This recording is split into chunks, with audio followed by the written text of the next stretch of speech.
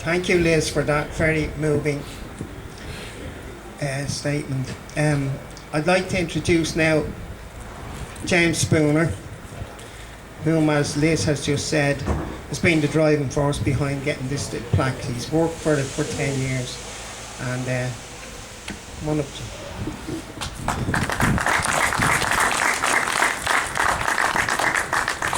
Good evening, everybody.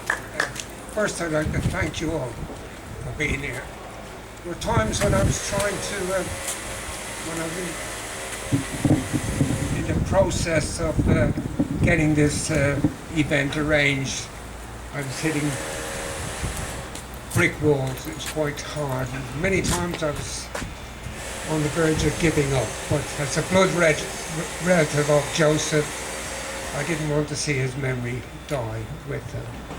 I'll just say thank you, special thanks to Mick and Liz, of course, who helped me in the research to make sure we got things spot on, because the National Grades Association, when I approached them for advice and help, they argued that Joseph was shot in Kilmainham jail, and they were adamant about this. So, however, I had to go and get some proof that it was wrong, and to get them to remove this information from the website, which thankfully they have done, and I'm a great lover of the National Grades Association, and I hope to register this plaque with them, and also to make sure they take care of the maintenance of it. Anyway, I'll just give you a brief look at Joe's life. Joe was the eldest of 7 children. He joined the Fianna Slough at Dolphin's Barn when he was 16. At 18, he was transferred to A Company, 3rd Battalion, Dublin Brigade, Ogden Aheran, which he was immediately put on to active duty. And he partook in many operations around Dublin City. I relied mostly on some of the witness statements on the military archives page for information. There's a lot of conflict with the information, so it's quite difficult, you know, to get to establish the facts. Anyway, one of his operations, which Liz adhered to, was Oriel Barracks, and we all know, I don't have to repeat what's already been said, what was going on in Oriel Barracks.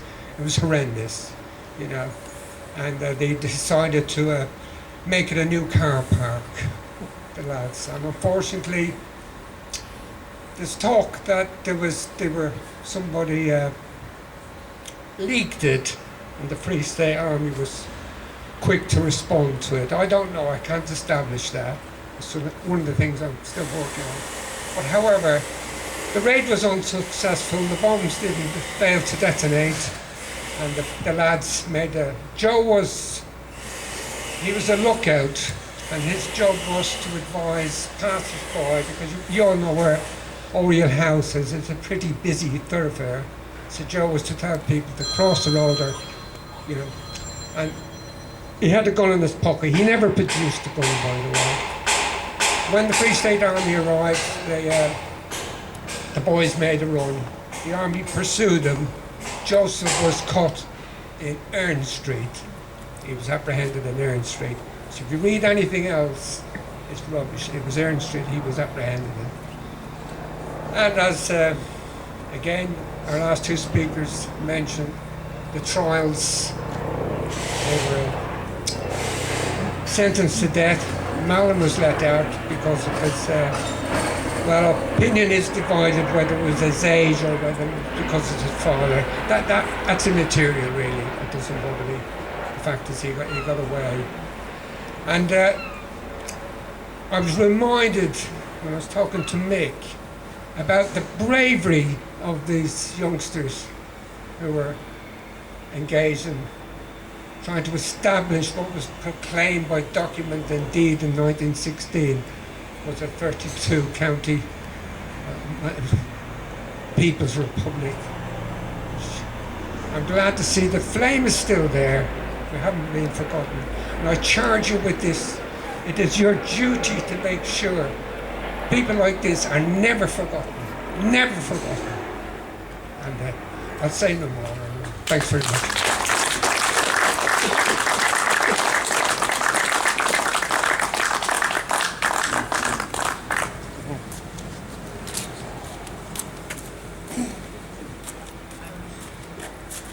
I'd like to call on Joan Shirley to recite a poem which she has written for this occasion. She's also a member of the family. Good afternoon, everyone. My name is Joan Spooner. Near the My mic. late husband, Joseph Spooner, was a great-grand-nephew of volunteer Joseph Spooner, whom we are honouring here today, along with his comrades Patrick Farrelly and John Murphy, and all the others, of course, that we've heard about. I'd like to thank Michael and James for all the work and dedication they've put into this. They're amazing. And anyway, I've written a little poem, and I hope you like it, in memory of them all. It's called It Beggars Belief. Excuse me, I'm freezing, that's why I'm shaking. It beggars belief to understand how cruelty was inflicted on our fellow man. 100 years have come and gone, and still this conflict in life lives on. We gather today to remember our lads, to imagine the lives that they should have had. It beggars belief they were so young, we think of them now as this plaque is hung.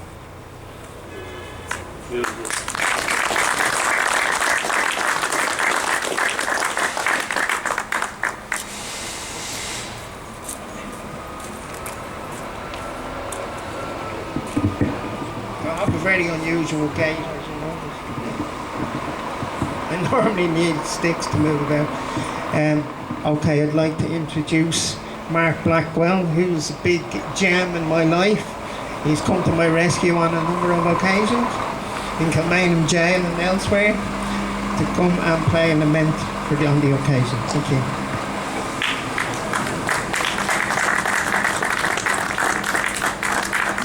Eamon, are you going to join in, yes? Yeah, Eamon, Keany.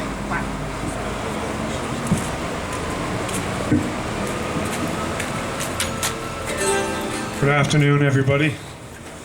Great pleasure, Michael. Thanks very much for the invitation to play a tune to mark this very important part of history.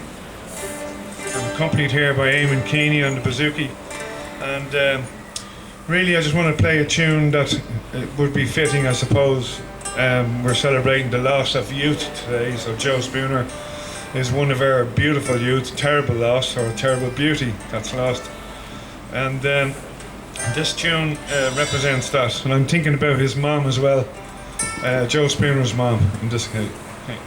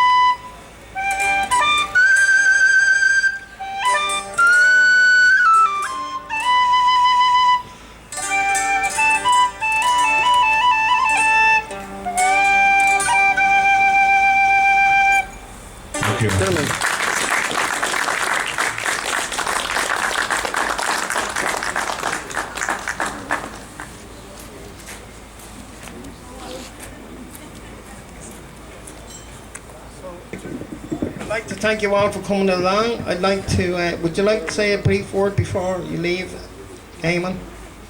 Do you have a quick word? Eamon O'Keefe.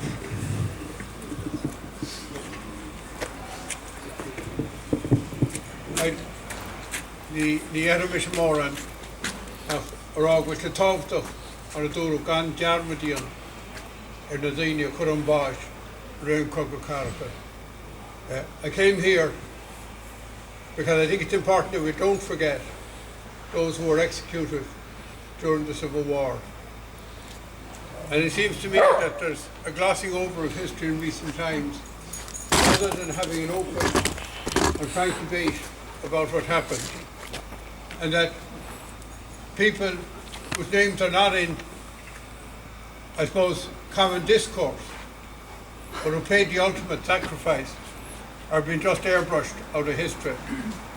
So when I was invited here today, I said, just as a citizen, as a member of Dáil Éireann, that I would come and show my respect to the Spooner family and to all of those families, and we have them in Galway as well, all of those families who lost loved ones during what was a very bitter war during this period 100 years ago. Well done to the organisers. My two friends, Rowan O'Donnell and Liz Gillis, well done to the orations that you gave. And I think it is very, very fitting that you have this plaque here now, but to be a constant reminder of what happened, but a constant memory also of their huge contribution to winning independence for this country. Good to be in Monaghan.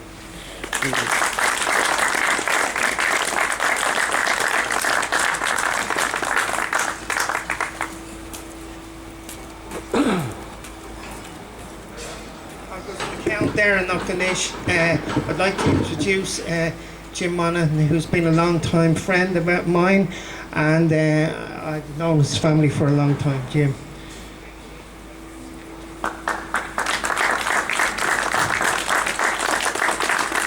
A Republican that I'm proud to know.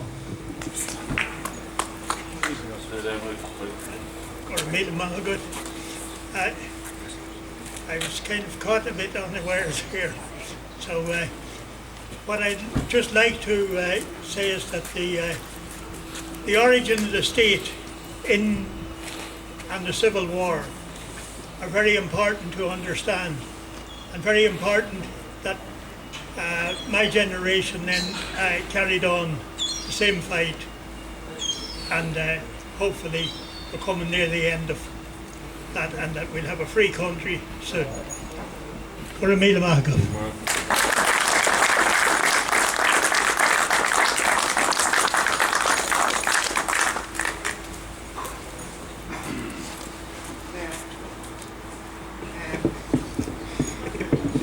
don't know if anybody's religious anymore, but I'd like to end the day with a prayer, believe it or not. Shade of our world, tall on the grass, Tá tír na leat, is Spanihurum an áb, is Spanihurum nísa. Glór the world, nave where day, Gweoring the Pacinish, agus ur na Masha men. Glór an ahar, agus the Vach, agus an spirit nave, mar a vir douche, mar a tá anish. Sail, go sail, amen. Thank you everybody for coming.